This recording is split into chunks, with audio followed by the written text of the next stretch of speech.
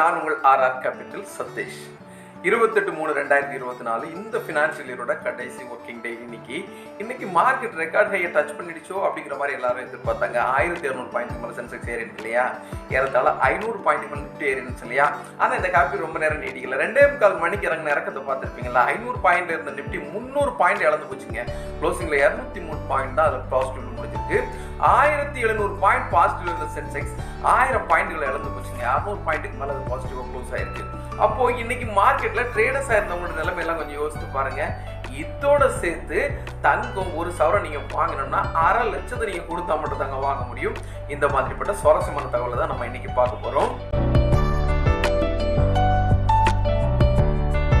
இந்த ஃபினான்ஷியல் இயரோட கடைசி trading date தான் இன்னைக்கு ஸ்டார்ட் ஆச்சு.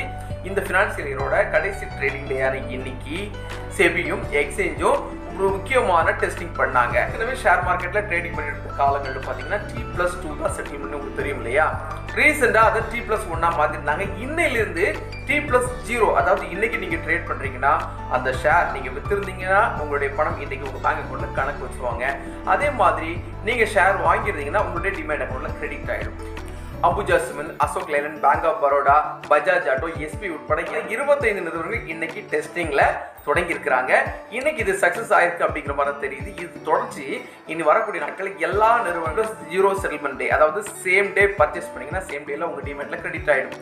சேம் டே நீங்க வித்தீங்கன்னா அன்னைக்கு சாயங்காலம் உங்க பேங்க் அக்கௌண்ட் கிரெடிட் ஆகும். இதுதான் ரூலா வந்திருக்கு. ஸோ இந்த டெஸ்டிங்னால காலையில் மார்க்கெட்ல பயங்கர ஹாப்பி இருந்துச்சு. ஏற்கனவே அமெரிக்காவில் பார்த்தீங்கன்னா நேற்றைக்கு முந்தின நைட்டு இன்ட்ரெஸ்ட் ரேட் ஹைக்கும் பண்ணலாம், அதே மாதிரி குறைக்கல. ஏற்கனவே இருக்கக்கூடிய பேலன்சிங்ல வச்சுட்டாங்கன்னு சொன்னாங்க இல்லையா. அப்போ அங்கேருந்து பணம் இங்கே வருதுன்னு சொன்னாங்க. இன்னைக்கு trading plus settlement same rate சொன்னாங்கல்ல. இதெல்லாம் மார்க்கெட்ல ரொம்பவே பைங் இருந்துச்சு. சேம் என்னுடைய எதிர்பார்ப்பு என்னவா இருந்துச்சுன்னா, இந்த ஃபினான்ஷியல் இயரோட கடைசி நாளுங்கிறதுனால அதிகமான பேர் அதிகமான லாபத்தை வித்து வெளியெடுக்கிறதுக்கு வாய்ப்பா இருக்கும் அப்படிங்கிற மாதிரி நான் எதிர்பார்த்து தான் காலையில் உள்ள வந்தேன்.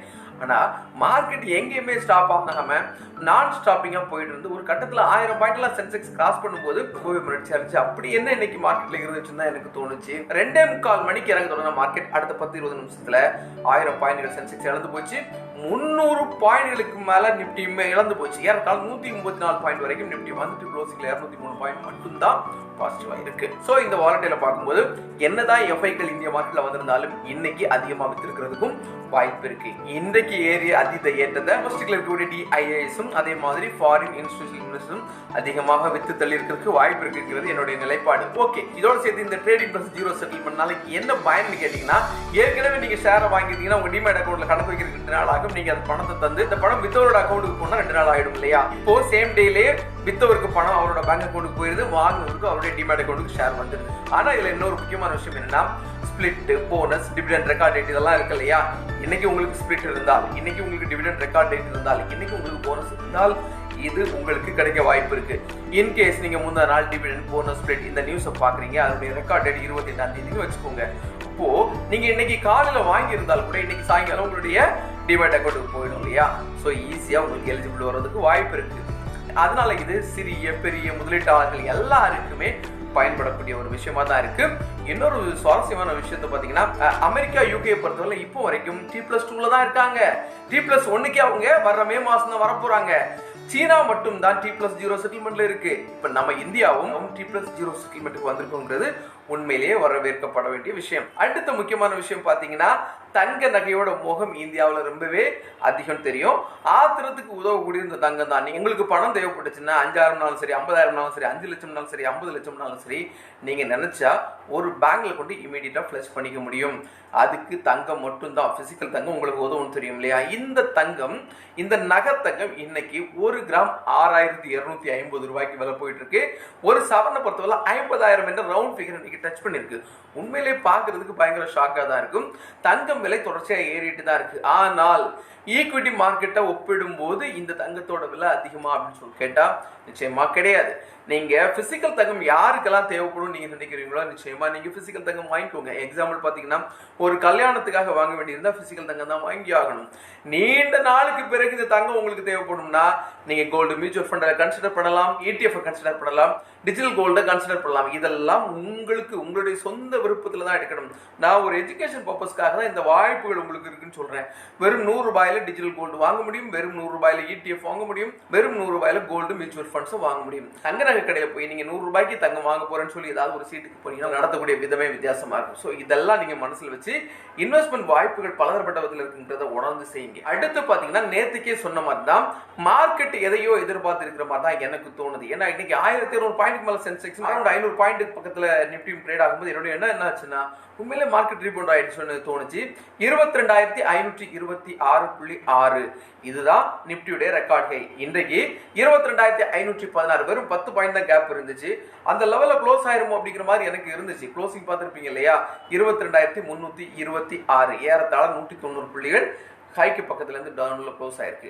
இதை பார்க்கும்போது ஏறின மார்க்கெட்டை வச்சு செஞ்சுட்டாங்கன்னு தோணுது, பெரிய அளவில் வித்து தள்ளிட்டாங்கன்னு தான் எனக்கு தோணுது. ஸோ மார்க்கெட்ல ரொம்ப கேஷியஸா இருங்க. ஏன்னா எலெக்ஷன் நெருங்கிட்டே இருக்கு, வாலடைல் அதிகமாகிட்டு இருக்கு, இதுல இருந்து பணம் வெளியே அதிகமா போறதுக்கு வாய்ப்புகள் இருக்கிற மாதிரி தான் என்னுடைய வியூ சொல்லுது. அடுத்தது பாத்தீங்கன்னா கார்கள்ல ஹைபிரிட் எலக்ட்ரிக் வெஹிக்கிளுக்கு அதிகமான வரிச்சலுகைகள் போயிட்டு இருக்கு இல்லையா. இந்த சூழல்ல மத்திய தரைவழி மற்றும் சாலை போக்குவரத்து அமைச்சர் திரு நிதின் கட்கரி இருக்கார் இல்லையா, அவர் என்ன சொல்லியிருக்காரு, அவர் ஏற்கனவே எத்தனால் மூலமா வேற ஹைட்ரஜன் ஃபியூல் இந்த மாதிரிப்பட்ட கார்ஸ் எல்லாம் அவர் ஏற்கனவே பழக்கப்படுத்திட்டு இருக்கிறாரு. இந்த சூழலில் ஹைபிரிட் கார்களுக்கான வரியை வெறும் 12% கொண்டு வந்தாலே போதும் அப்படின்னு சொல்லிட்டு இருக்கிறாரு. அப்போ ஏற்கனவே இருக்கக்கூடிய வரிகள்ல பாத்தீங்கன்னா 4 மீட்டருக்கு கீழே இருக்கக்கூடிய ஹைபிரிட் கார்களுக்கு 28%, 4 மீட்டருக்கு மேல இருக்கக்கூடிய ஹைபிரிட் கார்களுக்கு 43% வரி இருந்தா போதும்னு சொல்றாரு. அப்போ இந்த ஹைபிரிட் கார்களுக்கு 12% வரி மட்டும் இருந்தால் போதும் என்ற ப்ரொபோசலை இவர் கொடுத்திருக்காரு இல்லையா. இதனால என்ன நடக்கும்னு பாத்தீங்கன்னா ஒரு ஹைபிரிட் காருடைய ஷோரூம் பிரைஸ் 20 லட்சம் ரூபாய் வச்சுக்கோங்க, அந்த ஷோரூம் பிரைஸ்ல 21% விலை குறையும். அப்படின்னா 20 லட்சம் ரூபாய்க்குள்ள கார் வெறும் 15,80,000 ரூபாய்க்கு வந்துடும். 10 லட்சம் ரூபாய்க்குள்ளால ஷோரூம்ல இருக்கக்கூடிய காரோட விலை ஏறத்தாழ 21% குறையறதுனால 7,90,000 ரூபாய்க்கு வந்துடும். புரியுது இல்லைங்களா இந்த வித்தியாசம்? பொதுவாகவே வெஹிக்கிள் எடுக்கிறவங்க 20 லட்ச ரூபாய் பட்ஜெட்டை ஃபிக்ஸ் பண்ணி போறவங்களுக்கு இந்த 4,20,000 ரூபாய் சரியான அளவுல முதலீடு பண்ணி வச்சாலே அவங்க வண்டிக்கு பெட்ரோல் போடுறதுக்கு அது பயன்பட்டுரும். அதே மாதிரி 10 லட்ச ரூபாய் கார் வாங்குறவங்களுக்கு 2,10,000 ரூபாய் சரியா முதலீடோ பேங்க்ல பிக்ஸடோ இல்ல டிவிடெண்ட் கிடைக்கக்கூடிய ஏதாவது மியூச்சுவல் ஃபண்ட்லயோ பண்ணி வச்சிருந்தாலே அவனுக்கு பெட்ரோல் போட்டு செலவு அதனால ஈடு கட்ட முடியும். அதனால திரு நிதின் கட்கரி கொண்டு வரக்கூடிய ப்ரொபோசல் செயலாக்கத்திற்கு வரும்போது கார்களுடைய அதுவும் குறிப்பாக ஹைபிரிட் கார்களுடைய விலை ரொம்பவே குறைகிறதுக்கு வாய்ப்பு இருக்கு. இதோட சேர்த்து எலக்ட்ரிக் வெஹிக்கிளுடைய சார்ஜிங் பாயிண்ட்ஸை இந்தியா முழுக்க அதிகமா அமைக்கிறதுக்கு இவங்க பிளான் பண்ணிட்டு இருக்காங்க. இதையும் நோட் பண்ணிக்கோங்க. இது பாத்தீங்கன்னா மார்ச் 31ஆம் தேதிக்குள்ள உங்களுடைய மியூச்சுவல் ஃபண்ட், ஷேர் மார்க்கெட் இந்த மாதிரிப்பட்ட அக்கௌண்ட்கள் இருக்கக்கூடிய உங்களுடைய போலியோக்களுக்கு கம்பல்சரி நீங்க நாமினேஷன் பண்ணி ஆகணும். இது கட்டாயம். பல முறை இது முதலீட்டாளர்களுக்கு செபியில இருந்தும் அதே மாதிரி ஏஎம்சிஸ்ல இருந்தும் ஆர்டிஎஸ்ல இருந்து அனுப்பி இருக்காங்க.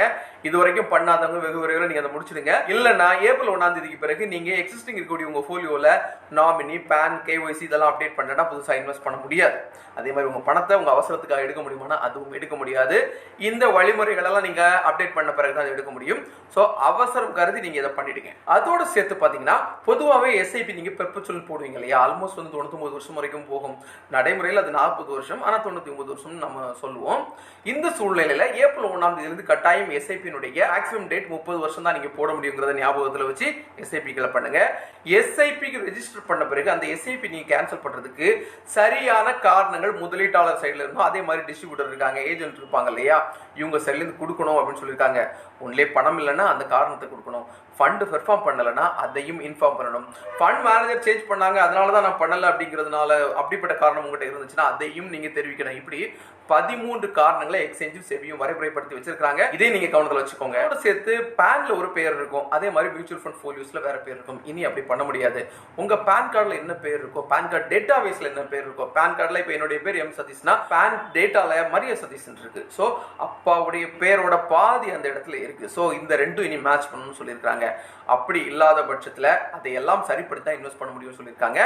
மைனர் அக்கௌண்ட்கள் யாரெல்லாம் வச்சிருக்காங்களோ அந்த மைனர் அக்கௌண்ட்ல இருக்கக்கூடிய கார்டியனுடைய date of birth compulsory April 1ஆம் தேதி 2024 இருந்து போடணுங்கிறது கட்டாயமாக்கப்பட்டிருக்கு. இதை ஞாபகத்தில் வச்சு புதுசாக இன்வெஸ்ட் பண்றவங்க பண்ணுங்க. ஒருத்தங்க SIP ரெஜிஸ்டர் பண்ணிட்டாங்க. SIP ரெஜிஸ்டர் பண்ண பிறகு SIP-கள் பவுன்ஸ் ஆச்சுன்னா சில AMC-கள் இருந்து SIP ஒரு குறிப்பிட்ட காலத்தில் நிப்பாட்டிடுறாங்க. அதையும் ரெகுலேட் பண்ணியிருக்காங்க. எல்லா AMC-களும் யூனிஃபார்மா இருக்கணுங்கிற மாதிரி சொல்லியிருக்காங்க.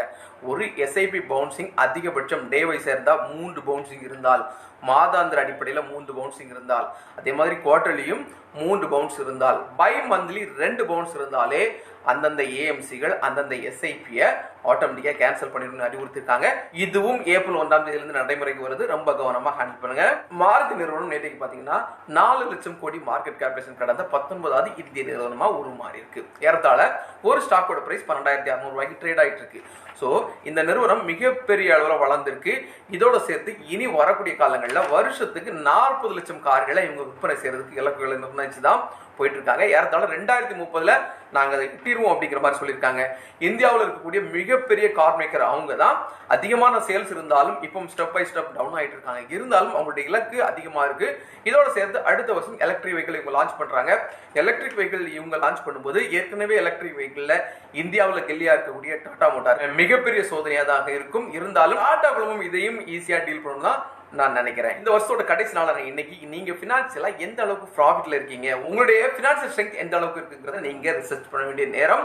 எந்த அளவுக்கு நீங்க ப்ராஃபிட்ல இருக்கீங்களோ, உங்களுடைய போர்ட்போலியோ எந்த அளவுக்கு ஹெல்த்தியா இருக்கோ அதை கண்டினியூ பண்ண முடியுமா அப்படிங்கறத பாருங்க. அடுத்த பினான்சியல் இயர்ல இது வரைக்கும் பெருசா இன்வெஸ்ட் பண்ணா கூட வெறும் 100 ரூபாயில இருந்து கூட முதலீடுகளை ஈக்விட்டி மியூச்சுவல் ஃபண்ட்ஸ், ஈக்விட்டி ஸ்டாக்ஸ்ல பண்ண முடியும், ஈக்விட்டி இடிஎஃப்ல பண்ண முடியும், டிஜிட்டல் கோல்ட்ல பண்ண முடியும். இந்த மாதிரி நிறைய இன்ஸ்ட்ருமெண்ட்கள் வெறும் 100 ரூபாயில இருந்து இருக்கும். இதைத்தான் செபியோட சேர்மன் 2 நாளைக்கு சொன்னாங்க. எல்லா மியூச்சுவல் ஃபண்ட் திட்டங்களையும் வெறும் 250 ரூபாயிலிருந்து ஸ்கீம்களை கொண்டு வரணும். ஏற்கனவே 100 ரூபாய், 250 ரூபாய், 500 ரூபாய்க்கு மியூச்சுவல் ஃபண்ட் திட்டங்கள் சில இருக்கு. ஆனா எல்லா திட்டங்களிலும் 250 ரூபாயிலிருந்து கொண்டு வரணும்னு சொல்றாங்க. இது அப்படியே மாற்றி தான் நம்ம பல காலமா சொல்லிட்டு இருக்கோம். வெறும் 100 ரூபாயிலிருந்து கூட equity mutual fund, equity stock, gold, ETF இப்படி ஏகப்பட்ட இன்ஸ்ட்ருமெண்ட் இருக்கு, முதலீட்டு வாய்ப்புகள் இருக்கு. எல்லா மக்களுக்கும் போய் சென்னுங்கிற நோக்கத்துல தான் இந்த செய்தியை திரும்ப திரும்ப சொல்றேன். ஆகவே இது வரைக்கும் பண்ணாதவங்க கூட இந்த பினான்சியல் இயர் தொடங்கக்கூடிய இந்த நேரத்தில் உங்களுடைய இன்வெஸ்ட்மெண்ட்டை உங்களுக்கு விருப்பம் இருந்தா உங்க சொந்த முடிவில் எடுத்து பண்ண பாருங்க. இன்றைய பங்குசந்தை சார்ந்த செய்திகள் மற்றும் தகவல்கள் உங்களுக்கு சொல்லியிருக்கிறேன். இந்த தகவலும் செய்திகளும் உங்களுக்கு பயன்படும் நினைக்கிறேன். எப்பவும் சொல்ற மாதிரி தான் பங்குச்சந்தை மியூச்சுவல் ஃபண்ட் இடிஎஃப் போல வெறும் 100 ரூபாயிலிருந்து கூட முதலீடு செய்ய முடியும். அதனால இந்த வாய்ப்பை பயன்படுத்தி முதலீடு பண்ண பாருங்க.